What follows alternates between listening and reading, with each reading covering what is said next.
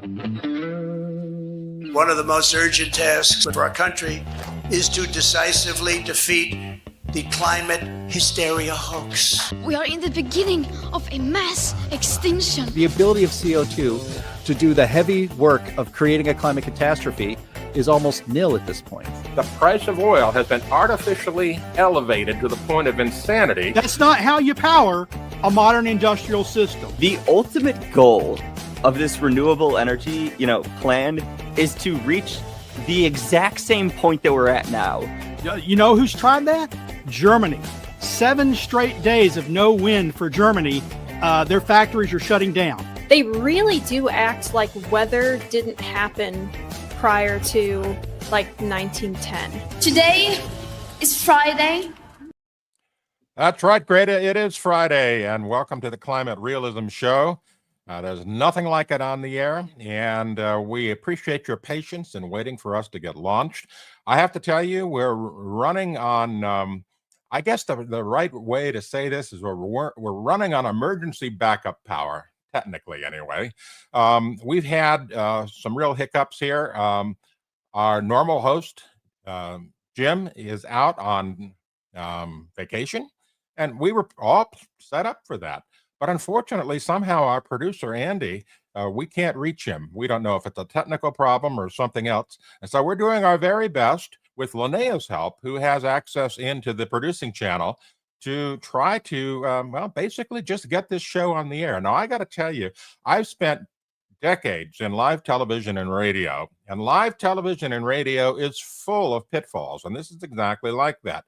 So we're going to do our best to get through the show and keep you entertained and show you what we hope to be able to show you. But please be patient if we can't respond to questions or we have some technical hiccups or glitches that occur because, well, that's just the way it goes sometimes in live television. So with that, I'm going to introduce our usual and not so usual panel. We have, of course, Linnea Lucan, who's doing double duty today as emergency producer as well as commentator. And we have Sterling Burnett, who's director of the Arthur B. Robinson Center, who is in Texas and praying for us as we speak. And we have Chris Martz, newly minted meteorologist, who is going to help us comment on some of the crazy things that have been going on with climate this week and some of the things about the nastiness associated with the new NAS panel that's coming out, trying to shoot down the EPA's reduction of the endangerment findings. So we got a full show, and let's just hope that everything goes as well as it can possibly go. Thank you, everyone, for joining us today, and let's just get going. First thing I want to do is thank our streaming partners, which is junkscience.com, CFAC, what's up with that? Well, sort of, I'll explain later. The CO2 Coalition and Heartland, UK, Europe. Let's get started. So, we want to welcome all of you to our show, and thank you. Yeah, feel free to comment in comments on the YouTube channel or Rumba channel or whatever, and we'll try our best to answer those things for you. But I do want to make a point. My website, What's Up With That, is currently down this week. Many of you may have noticed this. We've got a maintenance message, which is up and running. And the reason for that is that we're trying to convert to a new, faster, better system. And of course, you know what they say, when it rains, it pours. And so I don't even have that running today. But what we are doing is working in the background and trying to get 18 years worth of content moved over to a new system. That's over 35,000 posts and 4 million comments.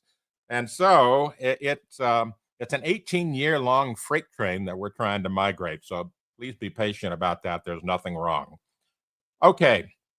Funny thing, Steve Malloy, a regular guest here, commented the other day that I should just take and make a giant zip file of everything we've done on What's Up With That for the past 18 years and submit it to the EPA public comment section. Yeah. Well, if we did that, we'd probably crash their system, but, it is what it is. Okay, so let's get started with the crazy climate news of the week. Hit it, Linnea. All right, let me get that.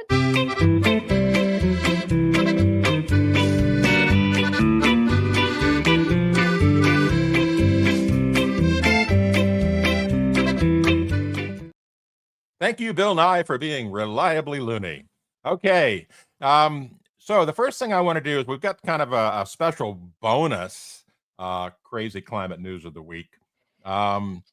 This is from Portland, and I don't know if you can get this up, Linnea, but it's from KOIN. There it is. Thank you. Get this.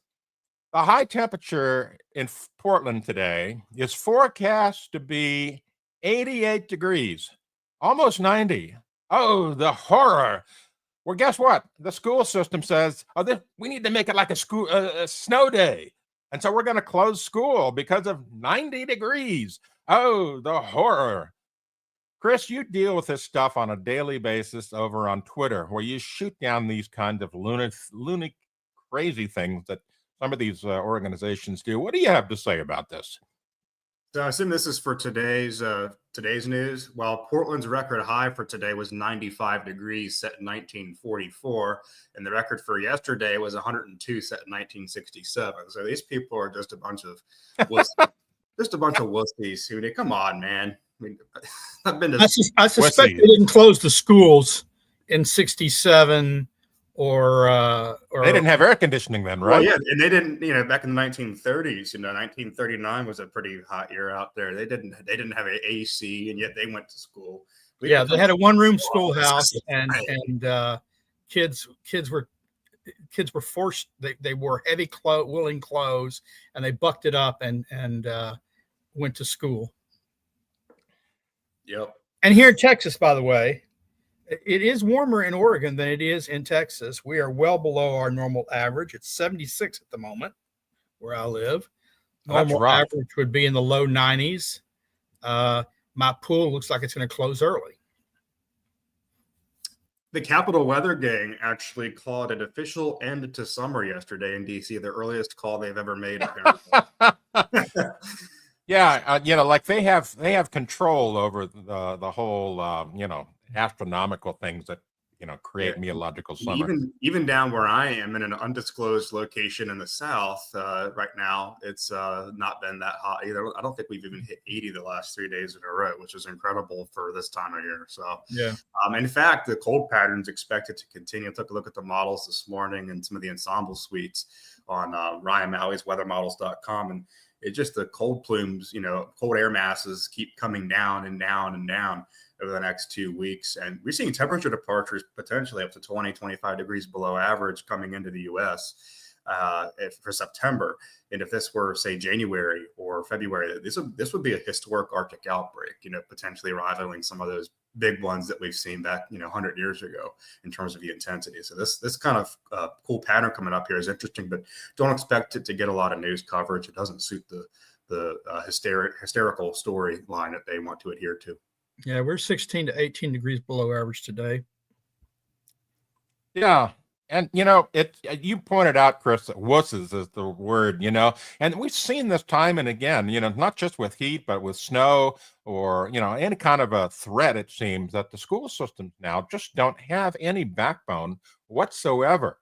And they're worried, that something may happen. Well, that may happen any day, but they're taking this super overabundance of caution lately. And, turning our students into a whole generation of weather wusses. Do you think that's what they're doing, though, in Oregon? Or do you think that basically the NEA there, the school system, the administrators, they bought into the climate scare story and they want to promote it more by saying they're facing extreme heat and we need to shut the schools or the kids are in danger? I don't really believe they think kids are in danger. I think it's just maybe they want rather than a snow day, they want a heat day off or something. Yeah, well, it is coincidentally right before the 3-day weekend. So maybe those officials just thought, you know what, we could get an early start on our trip to the coast or a trip to the mountains if we just cancel school because of this heat wave that's coming, right? Yeah, exactly. All right, let's move on to our next crazy climate thing. This one is from William Briggs, statistician to the stars, as he calls himself, on his website. And his title is, and get this is hilarious, Deniers are refusing to die from climate change heat waves. Oh, no. Yes, he writes, The lurid headline, a heat wave likely, and that's the key word, likely killed 263 people in London, study estimates. This is the study that came out in July about the late June heat wave in the UK. And so he writes that the heat wave was a small increase in daily temperatures experienced in the UK at the end of June and beginning of July. And there's this graphic that they have where you can see this is your typical, climate alarm graphic that shows up these days, where we have red hot temperatures all over the map. Instead of a few years ago, you look at this stuff and it's in the greens. Excuse me. So people get freaked out when they see maps like this because, the color brings in alarm. And so this study basically said that, there's all these people that likely would have died. And they give you this graph that says London would have seen many fewer deaths in a world without climate change. It's an estimated deaths per day graph. And basically they're saying that the number of expected deaths per day in this graph on Briggs' website likely doubled because of climate change. Yeah, there it is. Well, based on the headline, I think DJ Bo is onto something. If you just had more deniers over there, there'd be fewer people dying. Don't believe, it's like voodoo. If you don't believe in it, it has no impact on you. What they also aren't showing, of course, is how many deaths are not occurring in London in the winter because it's not as warm there. And so you're suffering fewer winter deaths, which is a far greater number. Not just in England, but everywhere.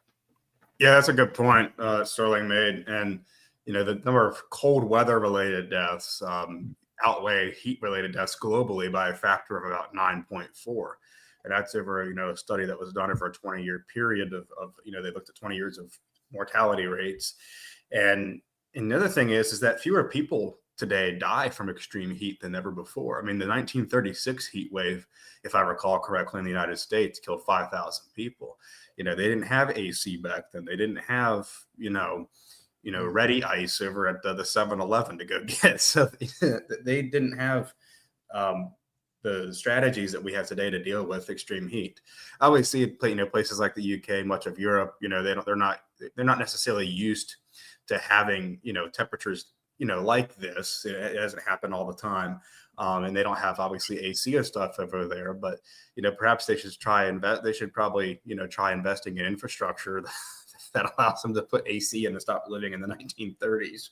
Well, I mean, you can't speak as Europe like that as a universal. The whole Mediterranean region. Oh, yeah, Mediterranean. Yeah. Greece, sure. Italy, Spain. Look, they're hot. I'm sorry. Every summer, they're hot.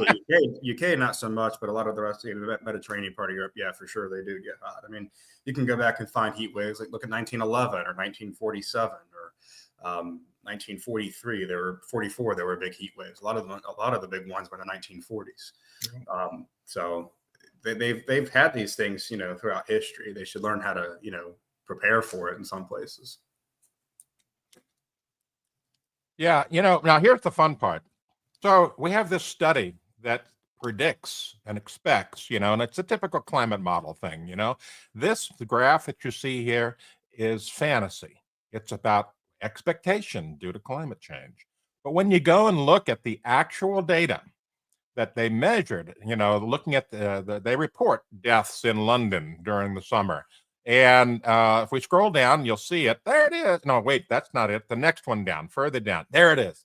Here it is, going from July through all the way into August. And that little vertical line right there, those double vertical lines, those are the actual deaths that occurred in London during the heat wave. What? Yeah, it just goes to show that these attribution studies based on climate models are absolute hokum. Was this study done by the World Weather Attribution? Yeah, I think so. Of course. Well, even the idea that temperatures have been unusually warm there may be a little suspect because of all the stuff you find out about the Met Office, screwing around with reporting temperatures from non-existent stations that are breaking records. It's pretty clear the Met Office has been fudging the numbers for some time now. So we can't even be sure that, any unusually high temperatures are being recorded. It may just be a matter for the public of what's it called? I can't remember, but it's, basically they're believing the hype, and so it's affecting them psychologically. There's another thing I want to point out, and that the last few summers, there's been some climate Stockholm syndrome. In the last few summers, there's been some incredible, by historical standards, heat waves in parts of Europe, But the thing is that kind of stuff can happen due to internal variability alone. Look at the Pacific Northwest heat wave of 2021. I mean, it got hot up there. All-time records were shattered up in the Pacific Northwest. But then what happened then was the equivalent of what really happened in the rest of the United States and Canada in 1934, 1936, and some of the other heat waves that we had. Other parts of Europe, like I think Finland and Sweden, 1933, there was their big heat wave there. So when you have these really extreme events like that, that's just part of the fact that you have two turbulent fluids. You have an ocean and atmosphere, and how they interact. They're going to produce all sorts of crazy things with internal variability alone. So you cannot attribute that to climate change, because by these event attribution studies, which are pseudoscience, by their logic, the 1936 heat wave across the U.S. couldn't have happened without climate change. So all sorts of extreme events are going to happen. And kind of what's happening in the UK, in Europe right now, is sort of what happened in the U.S. during the 1930s. There's nothing to do with climate change. The only way to attribute any of these things to climate change is if there's a long-term sustained trend in these things occurring. Well, even if that's the case, that doesn't tell you what caused it. No, but you could say climate change. It doesn't. You're right. It doesn't say you can't attribute the cause. The attribution, world weather's attribution part is what's really suspect, because they come at it. It's a logical fallacy. They're affirming the consequent. They assume climate change is causing something, and then they go about telling you how much of they either increase the chances this particular event occurred, or how much more severe climate change made it. But they've already assumed that climate change is causing it is built in. Well, it's circular reasoning from the outset, just like, the climate models that show, CO2 causes warming, the models can't ever get in balance. So they force the models to get the energy flows in balance. They add CO2, it shows warming. Well, they say, CO2 shows warming. Well, it's just circular reasoning. Same thing with these event attribution studies.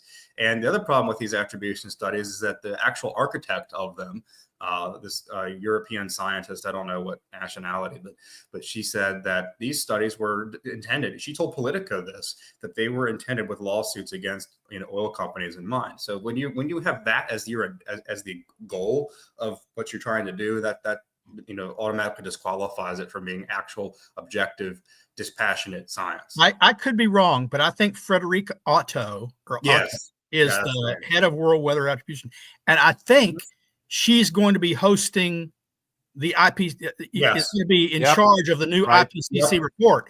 So they have said for years, WWA has said for years, IPCC is way too cautious. They're not willing to attribute these things to climate change. And so who do they put in charge of the next report? The woman that's in charge of doing attribution based on phony science. Yep. I saw that too. And I was getting ready to actually, go into that segue there. And that's an important point that you made, because the IPCC has definitely lost a lot of credibility after its first two reports, especially with the 2001 report. And and the hockey stick graph and getting rid of the medieval warm period, and obviously the IPCC was created for before they had the policy goal, the policy cart in front of the scientific course, even with the first assessment report. But I've always found their chapters on extreme weather events to be fairly reasonable from a scientific standpoint. And if they actually follow through with this with AR7 and doing the event attribution stuff, they're going to lose any shred of credibility they have left. And I hope that doesn't happen. Yep. So I want to point out one of the biggest problems with these attribution studies and with climate science in general is that they tend to think of everything linearly. You know, carbon dioxide goes up, temperature goes up. That's all they talk about. But the bottom line is that we live in a chaotic system. The climate system of the world, the weather system of the world is entirely chaotic. And, you know, you've probably heard about the butterfly effect, that famous book. And so we end up with these folks that think of things linearly when chaos is the norm, you know. Absolutely. And so these wide swings in temperature, wide swings in storm intensity, all this kind of stuff is absolutely normal for a chaotic system. And they completely ignore that. And that's the whole danger of this thing. They push out to people this idea that we are living in end times because of climate change, when it's absolutely false. Yep. I wanted to point out as well that the other day on Twitter, I think it might have been yesterday, X, sorry, Briggs himself pointed out that the easiest way to do data analysis is to start with your conclusion. So I think that world weather attribution really gets that, and they've done a good job promoting that concept. I'm just appalled. The other thing that you need to look at. Go ahead, Sterling. I'm appalled. Not at WWA. I understand their reason for existence. It's to support climate lawsuits and to make circular claims or to falsely assume climate change is doing and then building the case. But I'm appalled that the IPCC, who has, as Chris rightly pointed out, in a lot of their science in their chapters, especially the things about extreme weather and natural disasters and things, has steadfastly clung largely to the data up until now, which people have been complaining, WWA and others have been complaining about. You're not going far enough. You're being too cautious, blah, blah, blah.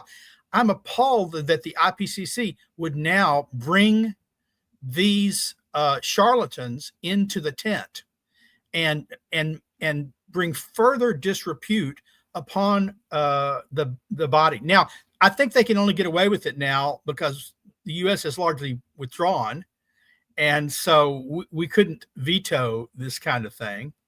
And maybe that's a good thing. We can just start ignoring them. It's like we don't care what they say now. We know who this person is.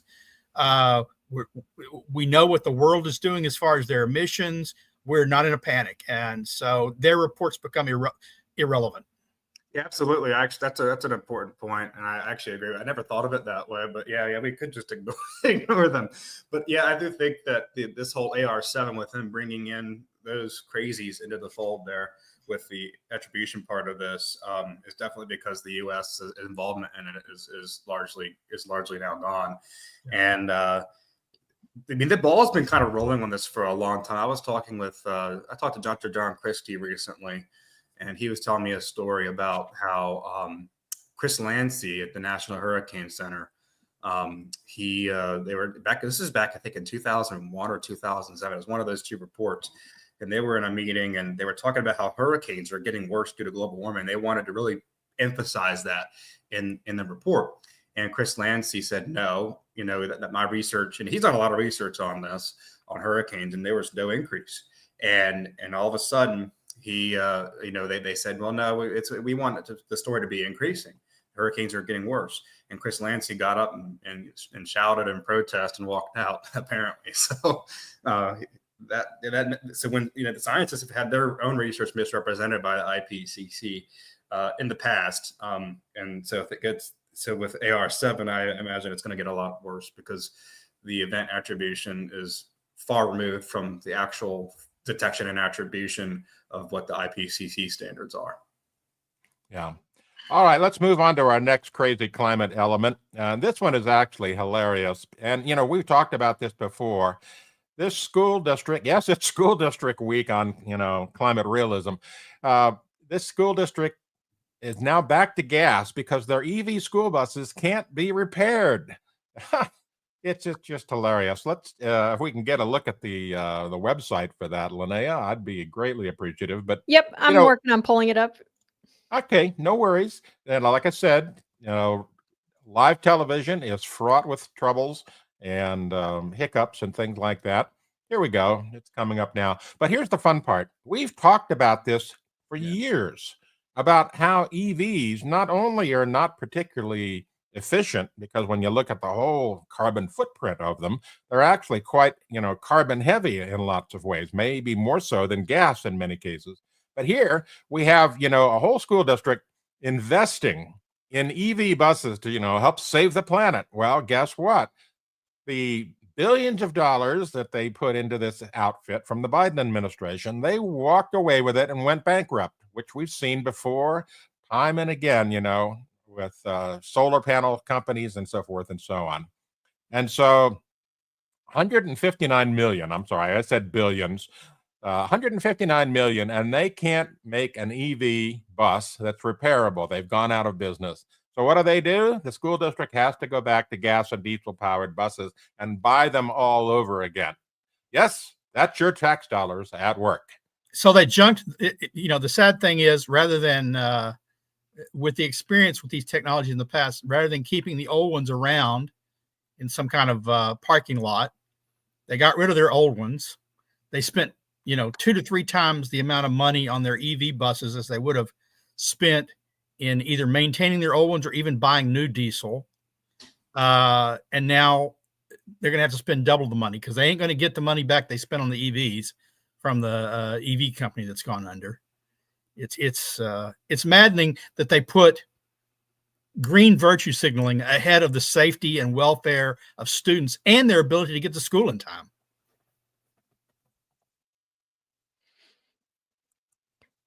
You're muted there, Anthony.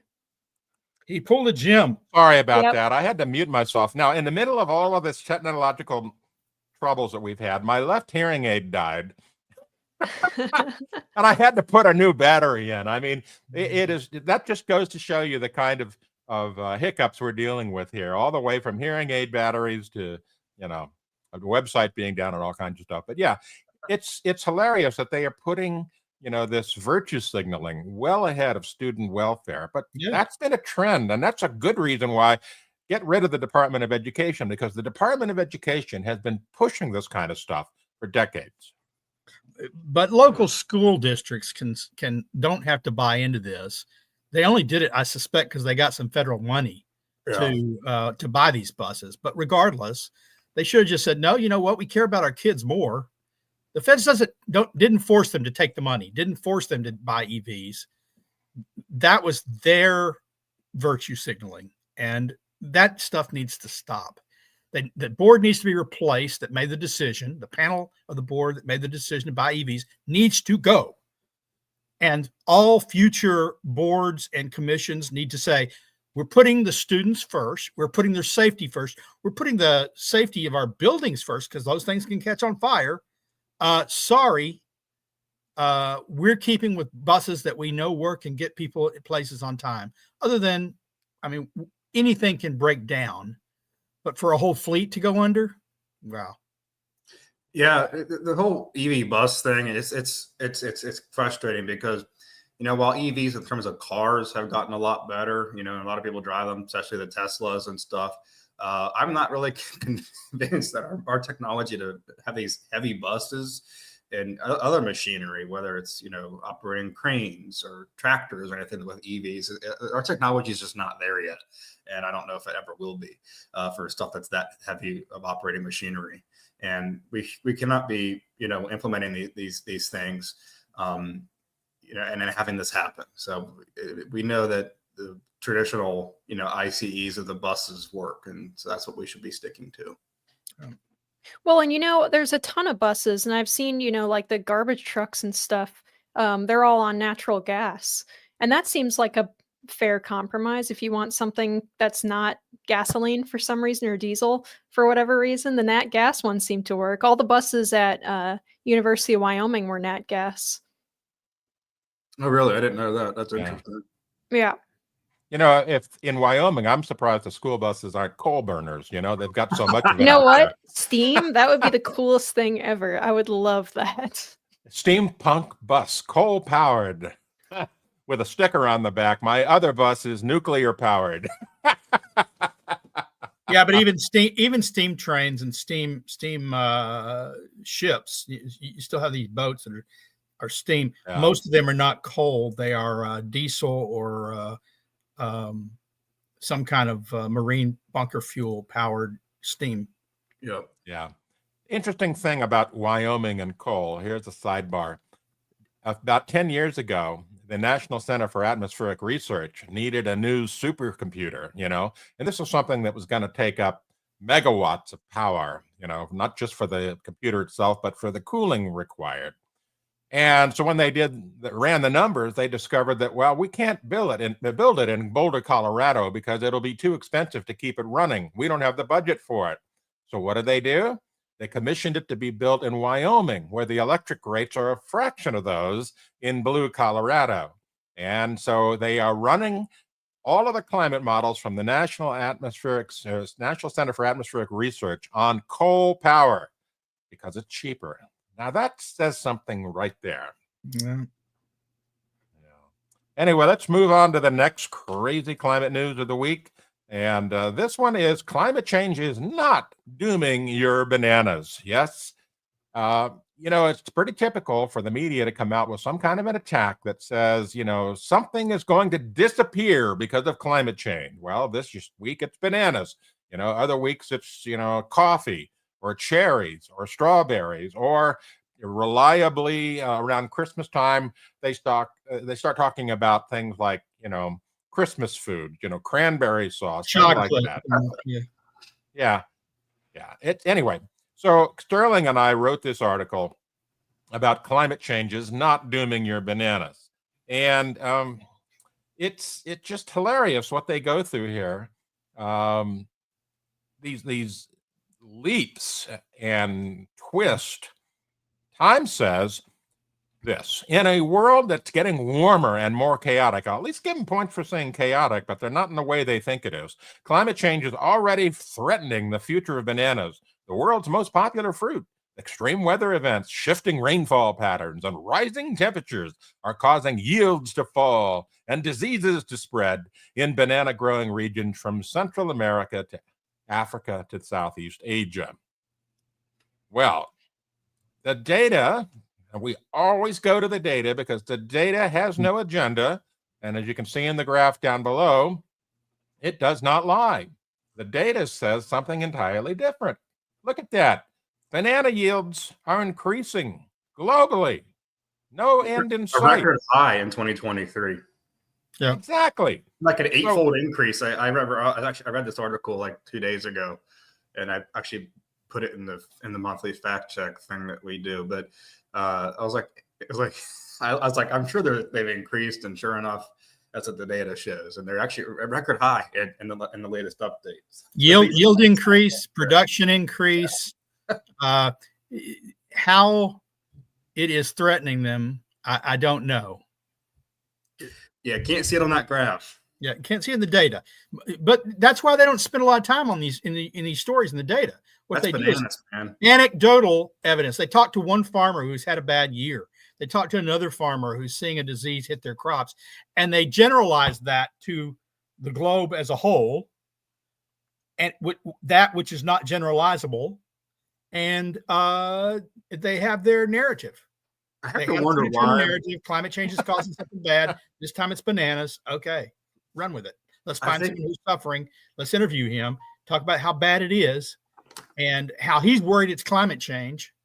When they probably ask him, gee, do you think the heat here that you're suffering is climate change? Oh, yes. I've never seen it so hot before. If they hadn't mentioned it, it might not have come up. But it does. And then they've got their story. Yeah. Except for the little thing called facts. Well, it's all anecdotal evidence, really. Yeah. Well, and also, I'm sure that a lot of these farmers probably get some kickbacks if they're able to attribute their losses to climate change, right? Because that's what a lot of our, not like direct, not necessarily direct government stuff, but that's the reason why we send so much money to like climate funds in different countries, right? Like that's the whole point of that whole system is, you know, distributing that money to people who are allegedly being hurt by it. So if they say, nah, this is just natural variability, this is what happens every year, then they're not going to get any help with repairing their banana grove or whatever for the next season. So there's a lot of incentive to say that it's climate change. Yeah, well, in the Time editorial room, they must have been going around singing, yes, we have no bananas. We have no bananas today. And it's all that's how they're thinking here. Yeah.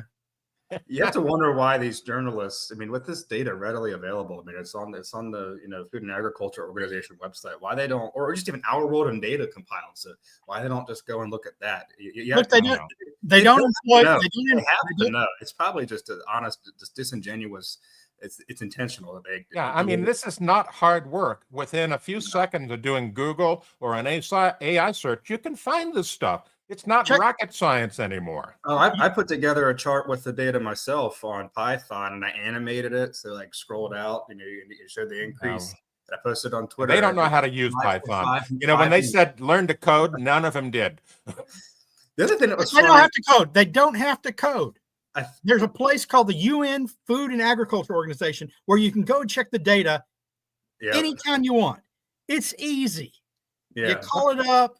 You go to their stat section and you put in the countries you want, you put in the crop you want, you put in what kind of production do you want, production, yield, and it spins it out for you. This is the journalism has a narrative, just like world weather attribution. They came at this, they had a story to hit.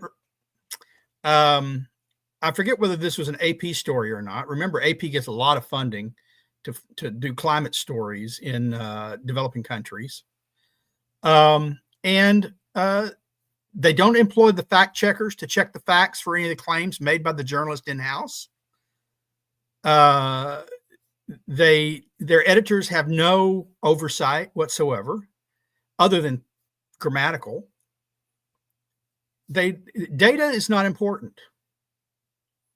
It was funny. Last month they had the whole vanilla ice cream is going to go extinct. You know, it's going to go away article, and they didn't bother to read or look into the fact that like 99% of the vanilla flavoring we use is artificially created from a petroleum product. And I think it was Time. I think I could be wrong. I think it was Time Magazine or somebody that roasted that did it. And then I roasted them so bad on another topic. Time Magazine actually follows me on Twitter. Oh my goodness! I don't think it was. And here's another problem. Another problem with these publications, and I've noticed this when we try to submit articles, you know, to magazines and newspapers, and editorial websites and so forth. They have an absolute aversion to graphics. If you send them a graphic like this, they go, "Oh no, that's too hard for our readers. We can't put it in," and they will just simply remove it without any explanation because that's just too much for them. Rather than this graphic telling 1,000 words, they say, "Oh, they can't get that." What if you acquired a picture of a smiling child giving a thumbs up next to a banana tree? Would that be enough for them? And they would then caption it, "This poor child who loves bananas so much is about to be killed because a flood is going to be rolling through this place any moment." That's funny. Yeah. Well, it would be funny if it wasn't so sad. Yeah, that's true. I mean, it's all right. Speaking of animals and fruit and all this sort of stuff, this is something we covered last week. You know, we talked about how owning a dog is now the big, the big no for climate change. Owning a dog and the meat-eating dog is a thing that's contributing to the demise of the planet, and therefore you shouldn't own a dog. Yeah. So there's a cartoon that came up this week that I want to show everyone. Here it is, 101 Dalmatians version 2, the race to make dogs vegan before they destroy the planet. Get those puppies, those nasty meat eaters. So true. And you're right, Sterling. It is funny and it's sad, but true. These folks are off on a mission. Maybe Cruella de Vil is the one that put that story out just so she could get Dalmatian owners feeling bad and giving her the down. I'll take care of them. I'll make them all vegan to make it cheaper to make her coat. I don't know. Yeah. It's just whatever. All right. So on to our main topic, the nasty fast track. That's right. The National Academy of Sciences put out a message on their website that says, oh, those terrible, incompetent climate deniers put together this secret report and made the EPA work to rescind the endangerment finding. Well, we're going to fix that, they say. We're on the fast track to review the latest evidence for whether greenhouse gas emissions endanger public health and welfare. And so basically they're going down the same channel of the people that do attribution studies. They're going to throw everything they can at this, including the kitchen sink. They're going to throw mud at the wall and see what sticks. And they've got a whole team of people working around the clock trying to put together a report that says you are wrong. The climate is being destroyed because of carbon dioxide. We're going to hell in a handbasket. Our future is doomy. And what the heck is wrong with all of you people? And it's just some of the comments that we've seen from, you know, the usual suspects like Michael Mann and Zeke Hausfather. You know, these scientists are supposed to be, you know, scientists that are looking at data and facts. They've gone totally emotionally ballistic over this stuff. And they're talking about, you know, conspiracies and, you know, backroom deals and all this kind of stuff. They can't handle the fact that they've been refuted for the first time in climate, in the history of climate change, successfully refuted, I might say. They've learned nothing from ClimateGate. You know, we had one instance just this past week or so where they got some editor fired for publishing a paper about climate change that says, hey, carbon dioxide, yeah, it does some things, but it's not the big deal. There's no crisis. They got the editor fired, and they did the same thing back in ClimateGate. Yep. And they're just running off the rails, which is kind of, you know, what's happening entirely with the left these days. They are just running off the rails because everything that they've worked on and worked for, their whole mission is crumbling before their eyes. And they can't seem to do anything about it but flail and scream and, you know, pound on the table and so forth. But guys, what do you think? The DOE report put the so-called consensus community, I call them the climate change cabal or climate alarm cabal.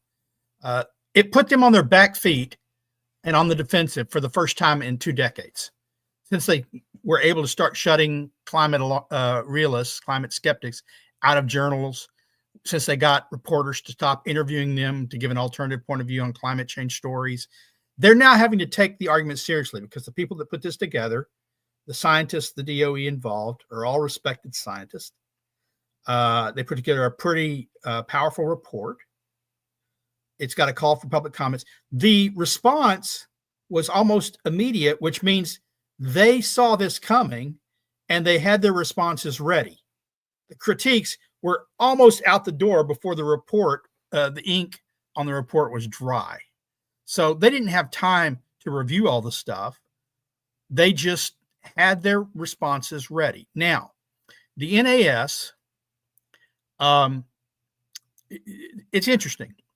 I'm unaware of any instance in the past where the NAS has said, we're going to spend our own money on a report that we weren't commissioned from the federal government to look at. We're going to respond to something. We want to look at the state of climate science. They're taking the National Climate Assessment as the last one as a starting point, which is, you know, that tells you something in and of itself, since it was a badly flawed report. And they're going to rush it out the door. So it's like Andy says, look, this is the NAS's version of a rapid attribution study. It is in response to the DOE report, not in response to a need for another climate study. It's a response to undermine the DOE report and to be used to undermine the separate but related endangerment finding. It's not a coincidence.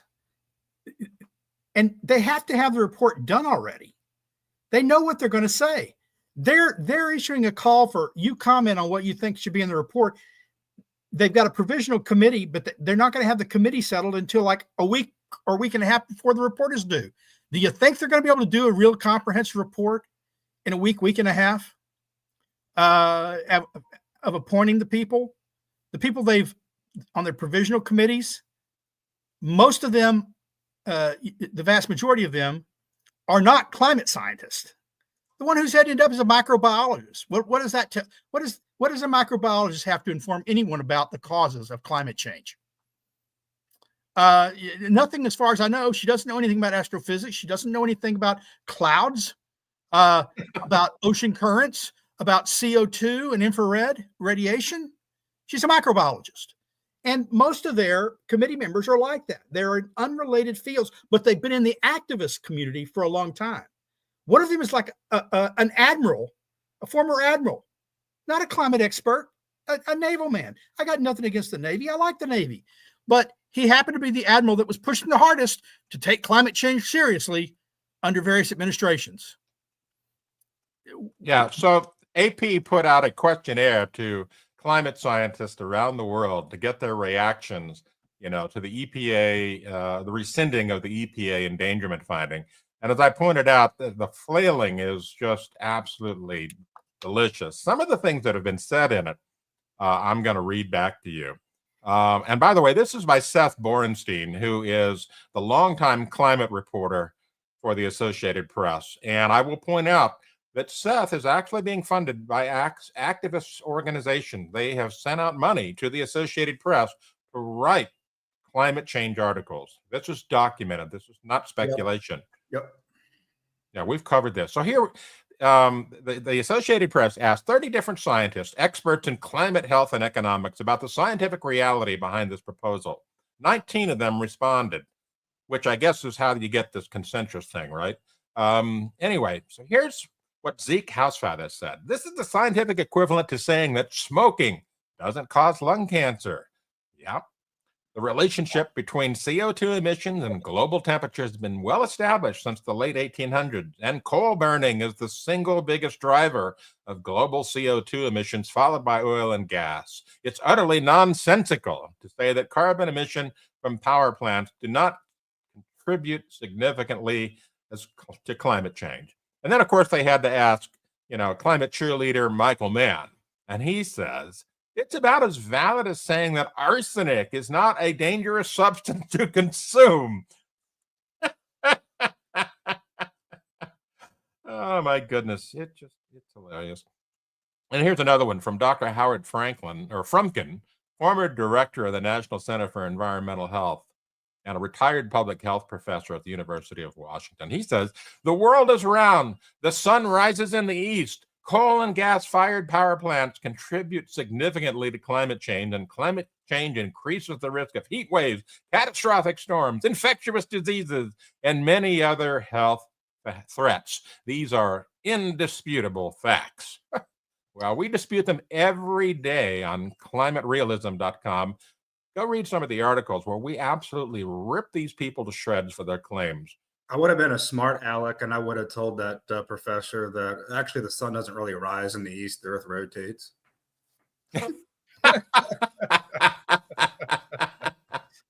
This is what gets me in the trouble because I'm a smart aleck. I want to point out that they used a picture of steam coming out of power plants again for their headline picture for this article, which up on it. Oh yeah. Lee Zeldin pointed out on live television with them recently for I think it was CNN he was on, that he called them out for, and it was beautiful because the anchor just had nothing to say about it. It was beautiful. It was the greatest thing I've ever seen, quite frankly. The members of the committee, you got engineers, you got former executives at Cummins, at Chevron, neither of which was a climate, a physicist, someone who dealt with climate. It's all responses to climate change. There's a couple of them that the environmental health community, once again, potential impact of climate change, but not a cause. Nothing about understanding the causes. That's because they know the causes. The attribution is baked in. Humans are causing dangerous climate change. The only thing they're going to look at is how bad it is.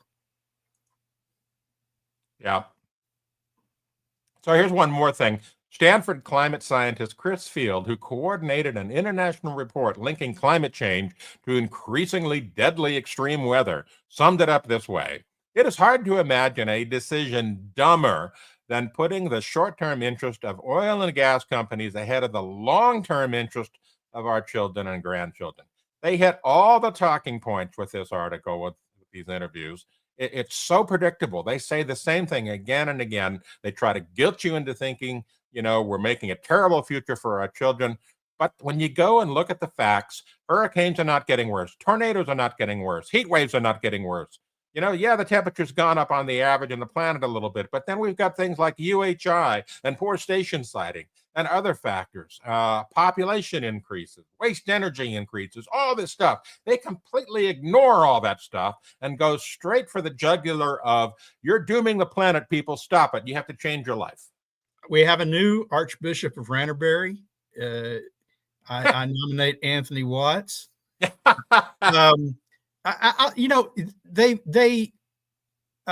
ignore even more important facts than what you described, Anthony. They say to profit oil companies. I'm sorry, oil companies profit from the development and sale of oil and gas or coal. They do. There's no question about it. So do all the stockholders that invest in it. They benefit. You know who else benefits from that work? Everybody on earth. Anyone who eats any food today, anyone who has lights and electricity, who has refrigeration, who goes to the hospital and has plastics and technology, medicines, every farmer, everybody who shops at grocery stores or for clothing, we all benefit from fossil fuels. And that's what they ignore.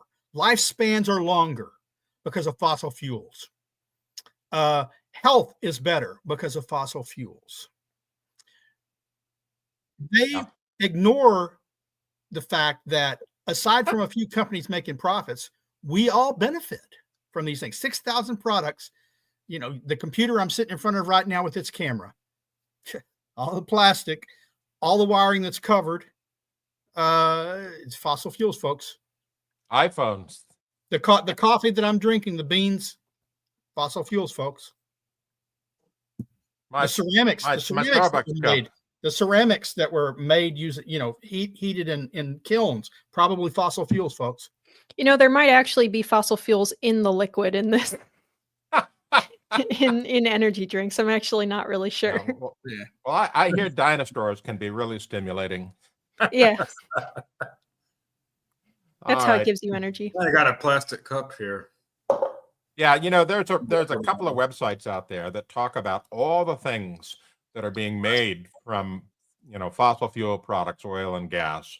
And the list is staggering. I mean, if we were to stop using all oil and gas today, modern society would completely grind to a halt. Completely.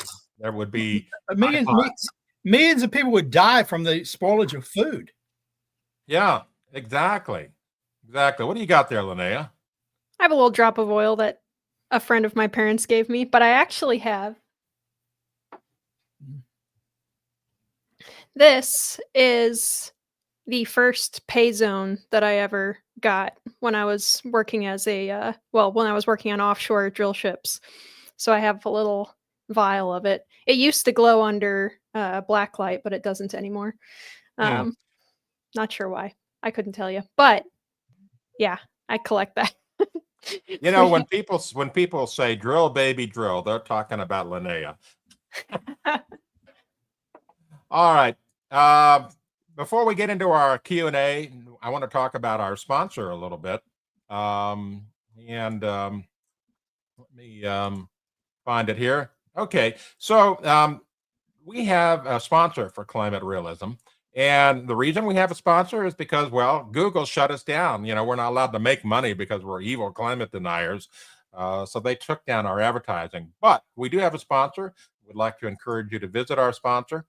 For decades, I've been immersed in data And one of the clearest trends has nothing to do with temperature. It's the relentless decline of our purchasing power. Since we severed the dollar's last link to gold in 1971, we've lost 87% of our purchasing power on the American dollar. This is not theory, it's fact. And it's driven by the Federal Reserve and their freedom to expand money basically by printing more of it. Today, we hear the lunatic left proposing, saying trillions more are needed from private investment to push net zero policies. You know, they're just throwing money at the problem, good money after bad, so to speak. And there's a direct parallel going on here. The same kind of flawed thinking that produces unreliable climate models and claims from those is behind the monetary policies that erode your wealth.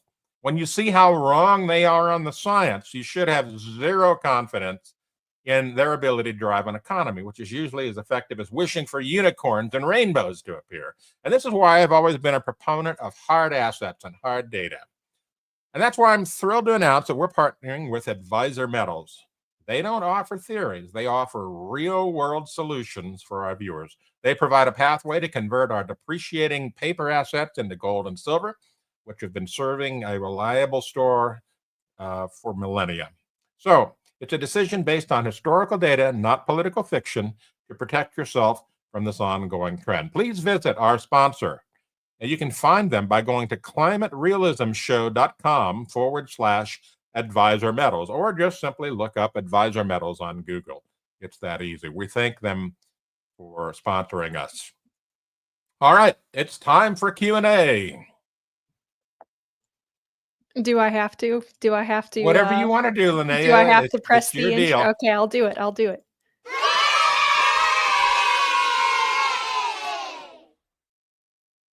All right. For the audience, I know they like it. All right. Okay, guys, Q&A here. I am going to take down this screen.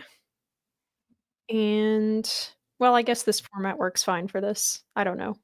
I don't remember what format Andy usually uses when we're doing this. I think we have a... Let me look for a second and see if we have a little screen or like a graphic to bring up on.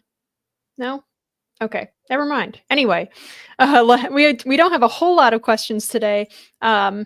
However, we have good ones for the ones that we do have. So this question from Rick Bear is, why is an economic forum and not an environmental forum the main agent for net zero, or nut zero, as Rick I like to think of it as like Russian net zero. Yeah.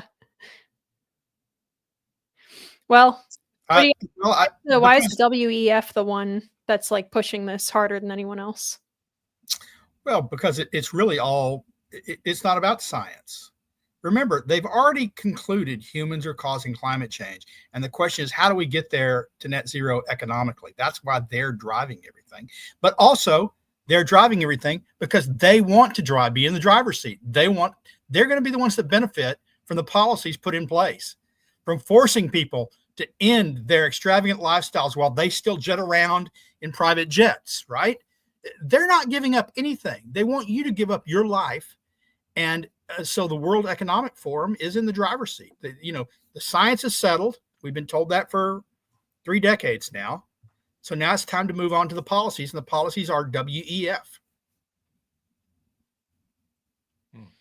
By the way, Linnea put in her plug for her oil. This is my shale rock that was given to me when I gave a presentation at the Society for Independent Professional Earth Scientists. So that's awesome. You got your drop of oil. I got my shale rock.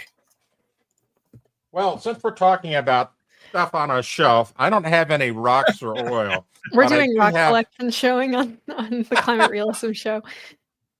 But I do have my favorite artifact from the space age, and it is made from oil because it's plastic. This is the famous control switch from Apollo 12 in the command module. This is the famous SCE to aux switch, and I don't know if any of you know that story or not, but the Apollo 12 spacecraft was hit by lightning shortly after takeoff. Everything went dark, scrambled data. They were looking to abort the mission.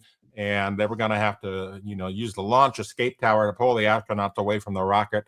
And Chris, the controller, Kranz, not Chris, but Kranz, the guy who was the controller, he's at a loss. Anyway, this other guy, controller named John Aaron, who had seen this problem once before with this scrambled data, remembered it in the back of his head and knew exactly what to do.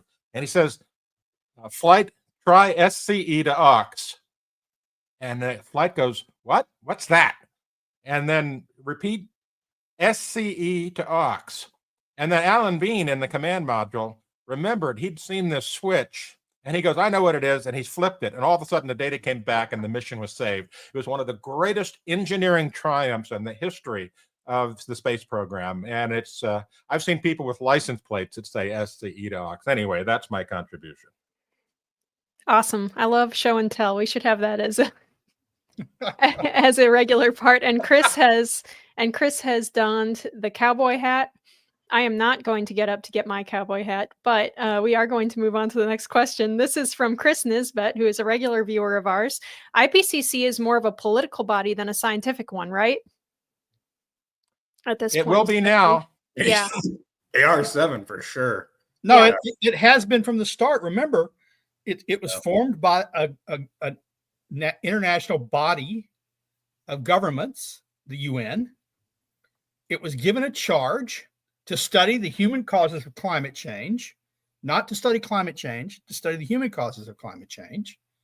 It is the executive summaries are all reviewed by governments, rewritten by governments, and often don't reflect what's in the body of the document. So from its inception, the IPCC was a political body with some scientists working on it.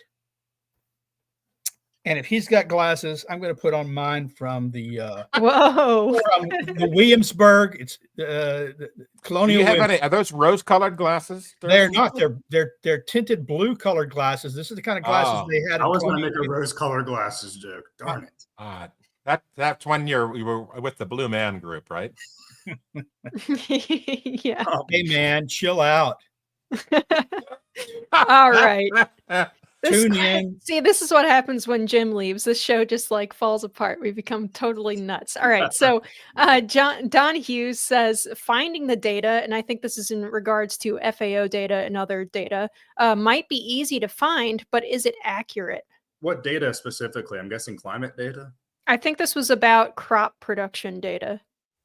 They're generally pretty accurate. John can correct me in the chat if I'm wrong. Well, it's as accurate as it can be. It's the data comes from governments, reported to the UN. They do some independent research, but the USDA collects its data. For some countries where the governments aren't very good at tracking data, or where there's strife, political strife, wars, sometimes it's hard for a year to capture data, but they do their best. The thing is, I guess in some sense, there's no way to test whether the data is accurate. We have to work with the data that we have, and the UNFAO seems to be about as good a data as you can get. Yeah. On crops. I don't know if that's what he was talking about, though.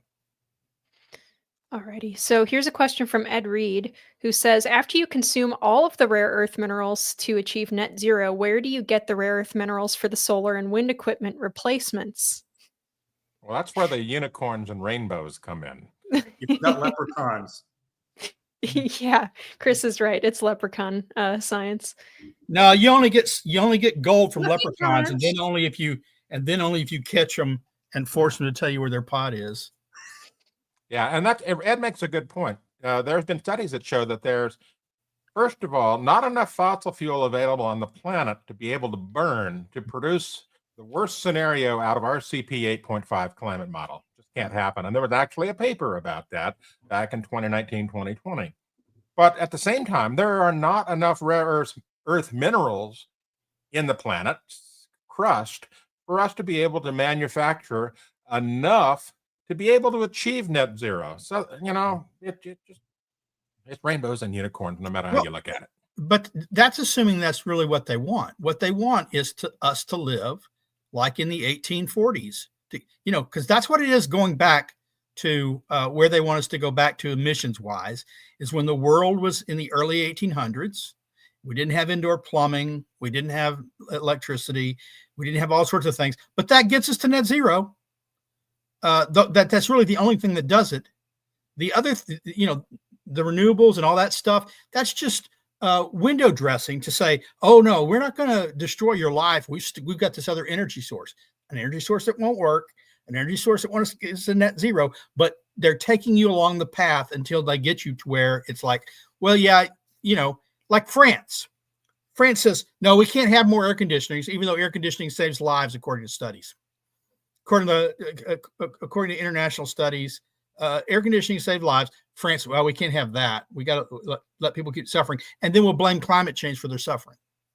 Yeah, but Sterling, Elon Musk says that you can power the entire planet by solar panels and batteries because you can power a satellite with solar panels and batteries. And that's the same thing, right? Yeah.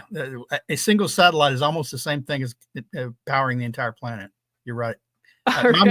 My mistake. Who am I to ever question anything Elon Musk ever says? Stan Pickett asks, did Heartland submit comments to the endangerment finding comment page? I think we're working on that project at the moment. Are we not? What's that? Did the question from Stan Pickett? I just finished submitting comments on what the NAS should be looking at. Different of these things have different deadlines.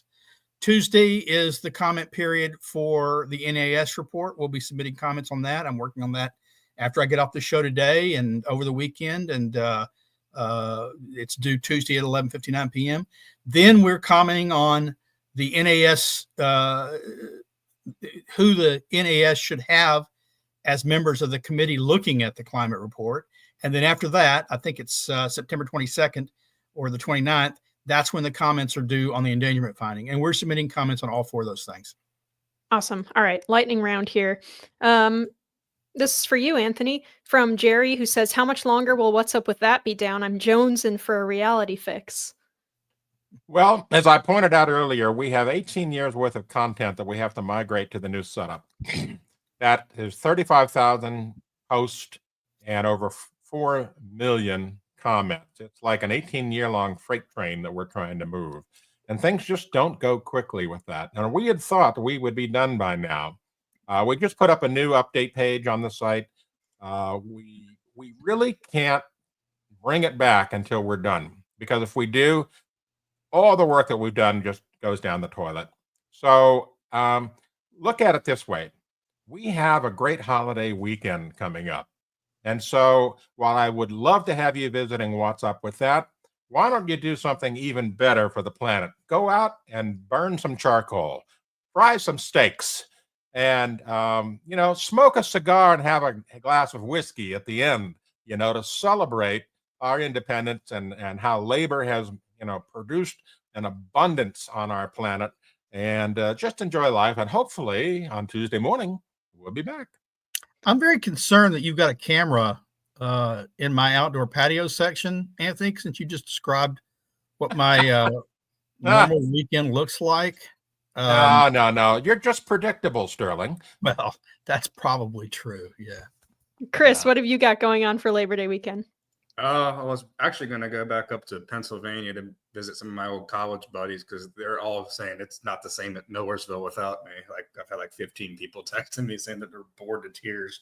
And I'm probably going to go because the flights were expensive out of where I'm at. And so I might go visit one of my other friends over in another state next to me.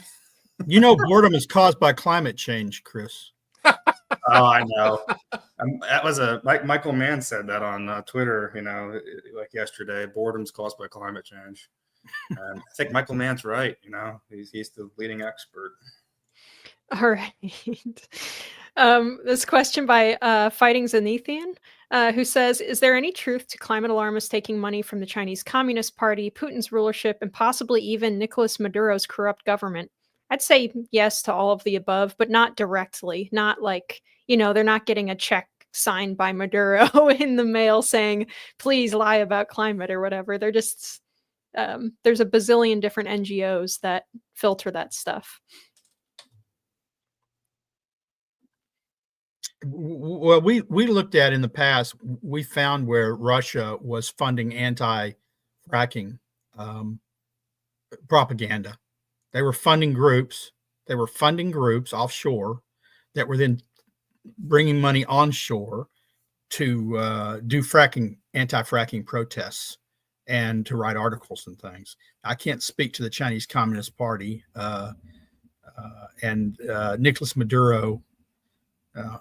Look, that guy's so incompetent right now. He's scrambling to avoid a $50 million bounty on his head. So I don't know how much he's funding anything right now.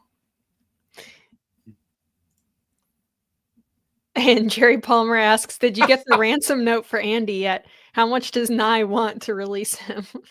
Well, I wouldn't put it past Bill Nye, but I'll be honest, we don't know what's going on, and we're concerned for Andy, and we hope that he's okay.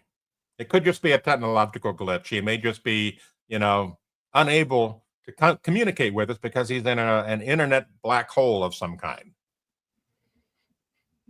Alrighty, you guys. I think that's all we've got. Okay.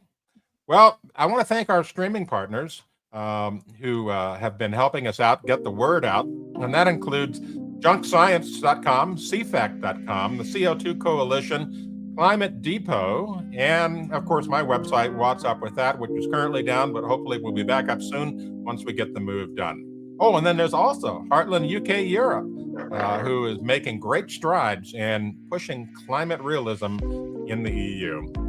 I want to thank our guest, Chris Martz, and both Linnea, who actually did triple duty this show as guest or commentator and producer, and also question wrangler.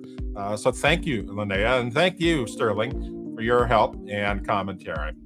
I want to remind you to go to heartland.org. You can subscribe to our weekly newsletter. Visit climateataglance.com, which we're going to have a new book out on that very soon, so stay tuned for that. climateataglance.com to get factual rebuttals to all kinds of climate questions, as well as climaterealism.com, where daily we take claims from the media and shoot them down from the sky. That's it for this show. Thank you for joining us. I'm Anthony Watts, Senior Fellow for Environment and Climate at the Heartland Institute, wishing you a great day and a fantastic holiday weekend. Bye-bye.